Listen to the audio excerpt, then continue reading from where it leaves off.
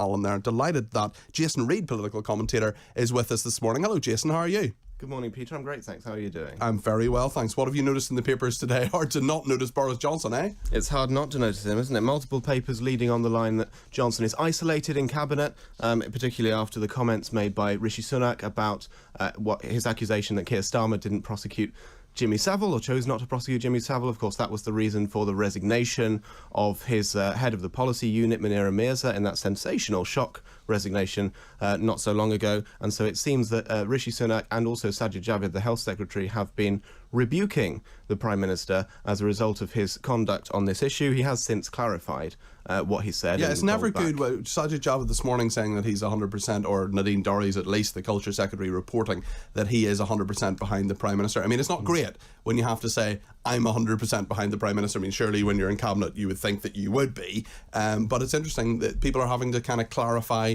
their position. The other day, someone asking number 10 Downing Street, is the Prime Minister in control? And they said, yes, he is in control. I mean, that's not great, is it? And nonetheless, people still don't believe that the Prime Minister is in control, in large part. He's not in a good situation at all. A lot of that is because people in Cabinet, on the one hand, they have to balance their responsibility as Cabinet Ministers to the Prime Minister.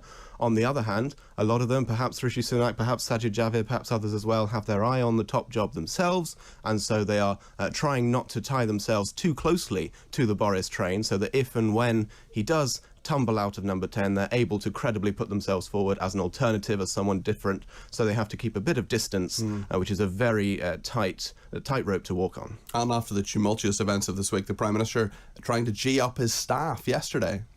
Yes, this is the Lion King memes. I'm sure you've seen them all over Twitter. Social media has exploded with this meeting that Boris Johnson had with his staff, where he said change is good, and he tried to get everyone's spirits up after all those resignations of various senior staff, not just the head of the policy unit, the director of communications, his principal private secretary, and a couple of others as well. So Boris trying to stem the flow of people leaving number 10 perhaps, and to keep spirits up, and assuring his staff and his parliamentary party that change is coming and that he is going to listen to them, and if they keep him in place, he is going to run a different kind of regime, and so it's in their interest not to get rid of him. Just on the Lion King line, who was it broke that story that he'd mentioned, the Lion King? I think it might have been you, Peter. Was it me? Right? That's right. I forgot about that exclusive that I broke on Talk Radio yesterday. Thanks for reminding me. It's interesting, actually. I put it on Twitter as well. This was Rafiki, the sort of old sage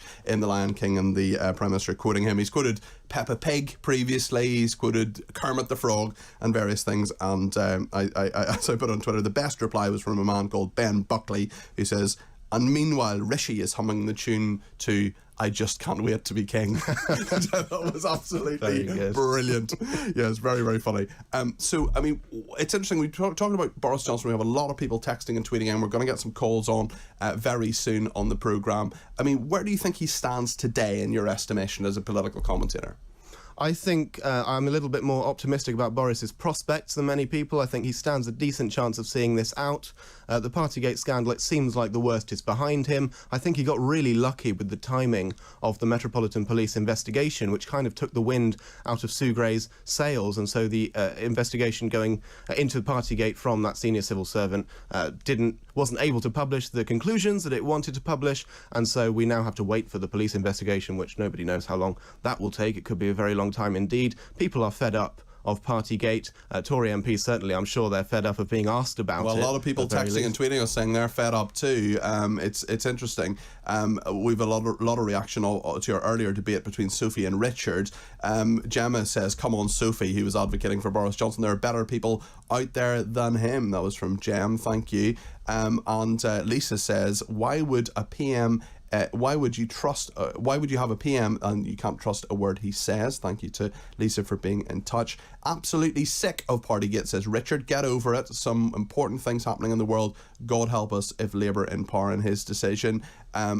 Supporters of Sophie's thoughts as well. Rachel saying, sorry Peter, that Sophie is clearly right, especially about the media. He can't really deny it. I mean, do you think there's been a media witch hunt here, Jason, or do you think they're just reflecting what's going on?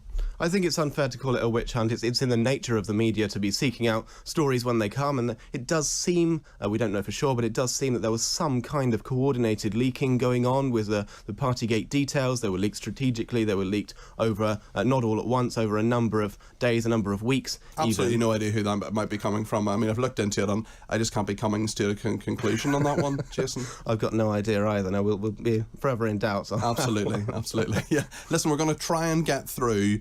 We're going to be back in a few minutes with Jason Reid, the political commentator. We're going to try and get to 11 o'clock without mentioning the words Boris Johnson, because I know from some of the texts and tweets that people are sick of talking about it. We're going to look at other stories in the papers. That's coming up in just a few minutes here on Talk Radio.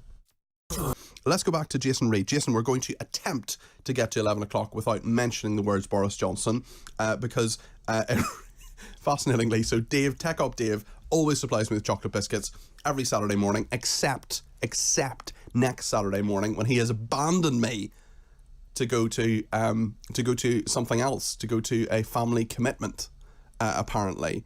And that is, I mean, why is that more important than my show? That's what I don't know. Anyway, as we were talking about Jason, saying to Jason, what's the other story you've got for us? He said, it's one on obesity. And at that exact moment, I was handed some chocolate fingers. So there we go, Jason. Tell me about the kind of behaviour the government's trying to crack down on, Peter. You're part of the problem, clearly, with your habits with chocolate biscuits. Yeah. Yeah. Well, I think the government should definitely crack down on Dave. Just in general.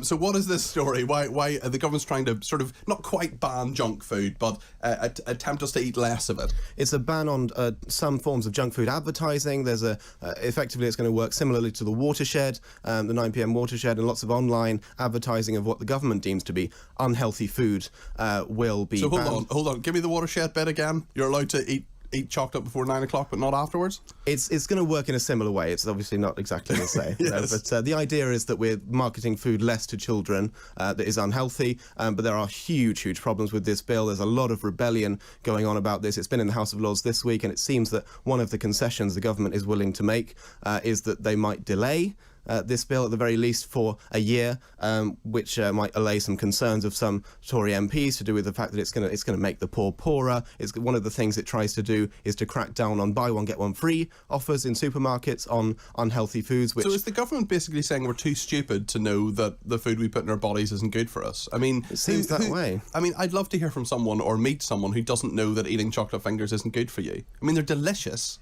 but at the same time, I know they're not good for me. Exactly. No one is surprised to learn that that chocolate has lots of sugar in it, and that's some other proposals are that we need to have, big bright red labels on chocolate to tell us that it has sugar in it. Again, we don't need to be told that. It's not a surprise to anyone. It's just this kind of nanny state narrative of looking down at people and looking at obesity stats and thinking the way to solve this is to just instruct people to eat less unhealthy food and try to make it more difficult for them to do that. All that does is make shopping bills for families who are struggling a little bit more expensive, make life a little bit more difficult. One of the other proposals we've seen is for a sugar tax in the National Food Strategy a few months back, which the Prime Minister supposedly is partially open to.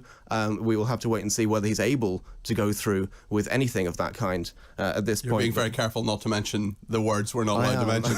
Yeah, it's interesting actually, because we had a fascinating debate, really interesting debate. It really took off both in the show and online afterwards on when the person we're not allowed to mention talked to Ian Blackford, mentioned Ian Blackford, the SNP leader, in Prime Minister's Questions last week, and said, I don't know who's been eating more cake, and people saying that was fat shaming, that was unhappy, and the best tweeter was someone saying you're marginalising a minority, you're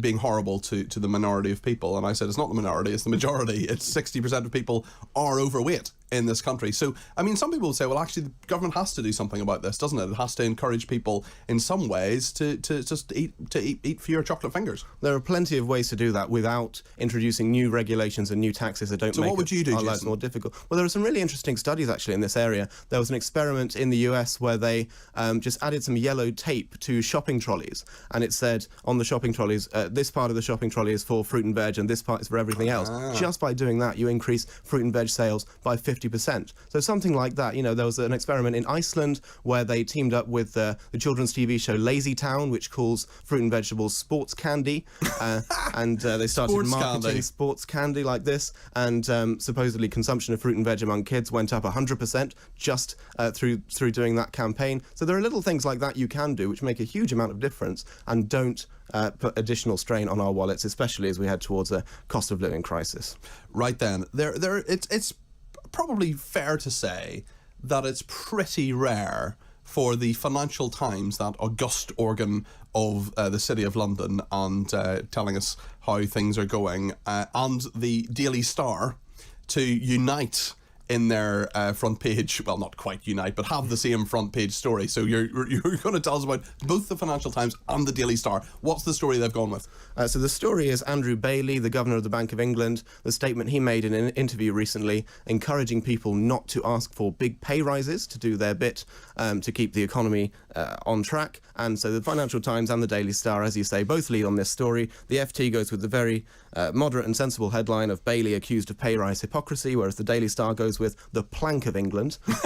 Brilliant. Slating Andrew Bailey for this comment. It does seem, at the very least, even if the advice is economically sound, it does seem like it's a very ill-advised message to be going on TV and saying.